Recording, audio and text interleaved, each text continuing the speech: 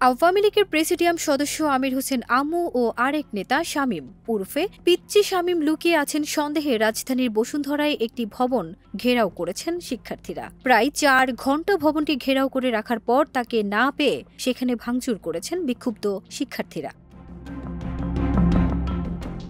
ঝালকাঠি ২ আসনের সাবেক সংসদ সদস্য আমির হোসেন আমুর বিরুদ্ধে ঝালকাঠিতে অস্ত্র, বিস্ফোরক ও বিশেষ ক্ষমতা আইনে নালিশি মামলা হয়েছে।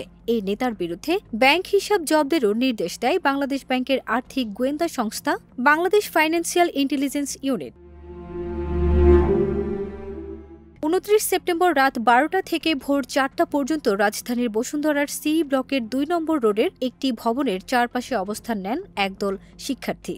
এক পর্যায়ে রাত ২টার দিকে বাসার গেট ভেঙে ভেতরে প্রবেশ করেন তারা। এ সময় আমির হোসেন আমুকে না পেয়ে শিক্ষার্থীরা ভবনের নিচতলায় রিসিপশন ও অফিসে ভাঙচুর করেন। Private university students alliance of Bangladesh push-up নামে এক ফেসবুকের পেজের পোস্ট থেকে এই তথ্য জানা যায়। পুশআপ নামের পেজটি ফেসবুকে জানিয়েছেন, সি ব্লকের মাটি প্রপার্টিজে আওয়ামী লীগের আমির হোসেন আমু ও পিচ্চি শামীম মাটি প্রপার্টিজের মালিক লুকিয়ে আছেন। এ তথ্যে শিক্ষার্থীদের একটি অংশ বিল্ডিংটি ঘেরাও করে। এ সময় ভেতর থেকে আরেকটি পক্ষ শিক্ষার্থীদের উপর হামলা চালায়। আওয়ামী লীগ নেতা শামীমের এই বিল্ডিংটি বেশ বিতর্কিত ও অপরাধের আঁতুড়ঘর। বিল্ডিংটির কুড়িল ও বসুন্ধরা উভয় পাশে গেট থাকায় পালিয়ে যাওয়া সহজ বলে পুশআপ নামের ফেসবুক পেজটি পোস্টে উল্লেখ করেছেন।